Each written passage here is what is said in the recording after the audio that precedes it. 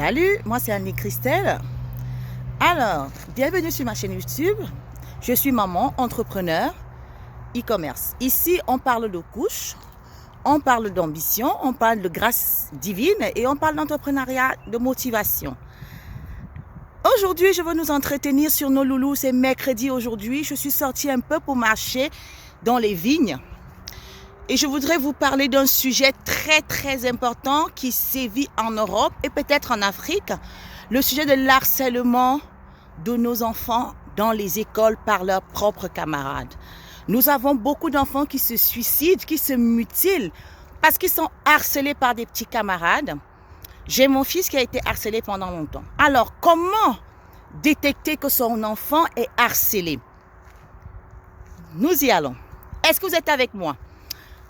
Ton enfant, tu commences à remarquer que tous les jours, ton petit garçon à la sortie des classes ou le midi, il va souvent te dire « Maman, il y a des copains qui ont réagi de telle sorte. Maman, il y a des copains qui m'ont insulté. Maman, il y a des copains qui ont arraché mon goûter. Maman, il y a des copains ou papa, peu importe. Hein. Papa, il y a des copains qui me traitent de petit intelligent. Parce que voilà, vous apprenez à votre enfant à la maison à lire. Vous apprenez à votre enfant à écrire, vous apprenez à votre enfant à la maison à faire des jeux de société, à se cultiver.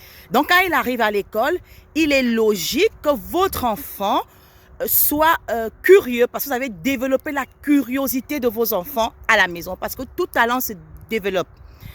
Et cet enfant va vous dire, maman, il y a tel souci, maman, il y a tel problème.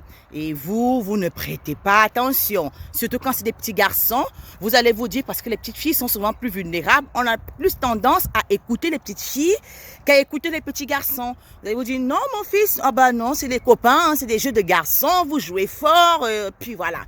Mais sauf que l'enfant garde une souffrance intérieure, une souffrance interne. Dans une petite école, même pas une petite, une grande école à Paris, j'y étais la semaine dernière, j'ai eu des témoignages. Une petite fille qui se faisait arracher son goûter tous les midis par ses copains qui jetaient son goûter par terre. C'était anodin. Mais les autres camarades autour ne pouvaient même pas aller dire parce que quand ils allaient, ils étaient menacés par les autres petits garçons. Moi, voilà, à la maison, mon fils me disait tout le temps, maman m'appelle le petit intelligent. Moi, je prenais ça bien. Je disais que oui, c'est normal qu'on appelle mon enfant le petit intelligent. Je n'avais pas assimilé ça à de l'harcèlement, parce qu'il était curieux, parce qu'il faisait des recherches et parce qu'il répondait à toutes les questions. Mais le jour où mon fils a été frappé hors de l'école devant moi par ses copains, c'est le jour que j'ai dit waouh, j'ai mis un mot sur la souffrance de mon fils. Donc, il faut faire très attention. Les enfants se suicident, les enfants se mutilent, les enfants se terrent dans le silence parce que les parents ne les écoutent pas. Parce qu'un enfant qui va venir une fois vous dire « Maman, il y a tel ou tel problème », vous ne l'écoutez pas, vous faites fi de ne pas entendre ou vous trouvez des raisons, cet enfant va plier le petit doigt.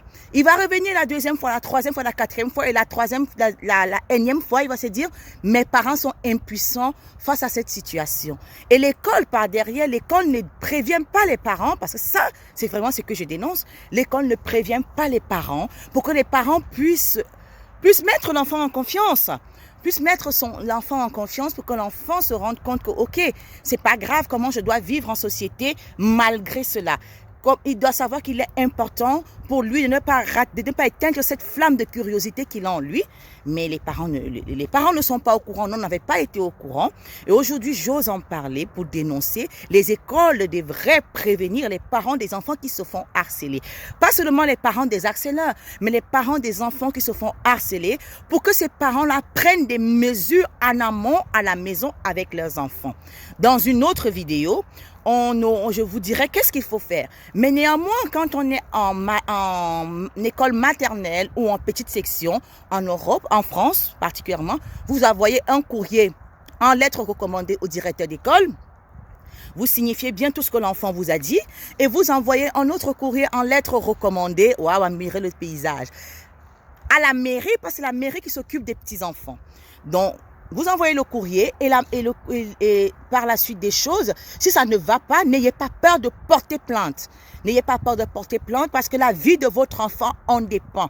Il y a un suicide sur 5 en France des enfants mineurs est dû à l'harcèlement scolaire.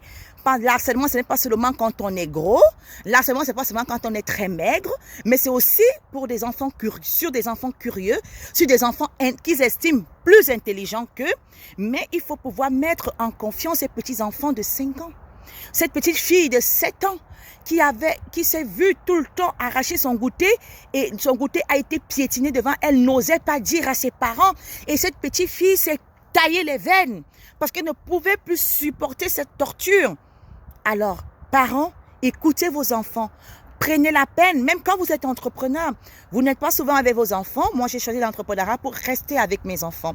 Pour le moment, je suis encore avec eux. Quand je fais des voyages, c'est pendant les vacances.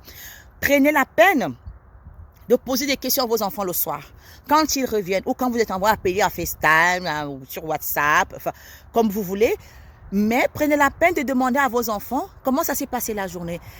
Qui sont tes copains? Est-ce que tu marches encore avec tel copain? Parce que l'enfant peut aussi, une autre forme d'harcèlement, on isole l'enfant. Quand on isole l'enfant, l'enfant se sent seul. Et l'enfant peut, quand on est seul, vous savez que la solitude tue. Donc prenez la peine. Est-ce que tu as encore des copains? C'est pas grave si tu n'as plus de copains. Tu peux te faire d'autres amis. Voilà. Apprenez à parler avec vos enfants. Apprenez à écoutez vos enfants et apprenez à rassurer vos enfants. C'est très important. Apprenez à parler, apprenez à écouter, apprenez à rassurer vos enfants. N'hésitez pas d'aller voir le maître et le directeur quand l'enfant vient vous dire « on m'a frappé », quand l'enfant vient vous dire « on m'a insulté ». Oui, parce que mon fils a été harcelé pendant des mois, il venait me dire « mais je n'écoutais pas ». Je n'écoutais pas, je me disais c'était un garçon. Si c'était ma fille, j'allais me dire oui, oh c'est une fille, j'allais courir. Mais parfois les jeunes garçons se font harceler et ils se suicident parce que les parents ne les écoutent pas. Nous parents, nous devons apprendre à le faire.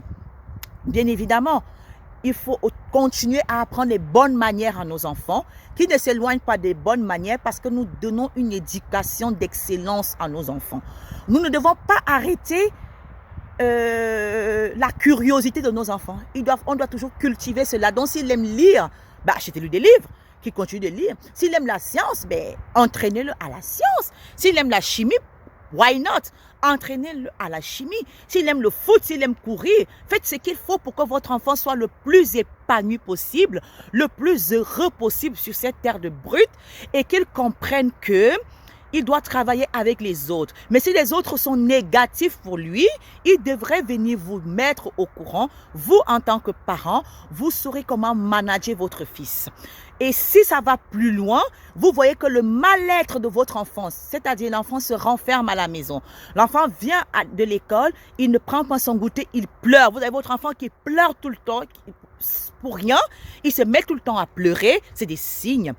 Vous avez votre enfant qui s'enferme, qui devient anorexique ou qui devient boulimique. Posez-vous des questions. Vous avez votre enfant qui n'est plus avenant, qui ne va plus vers les autres. Posez-vous les questions.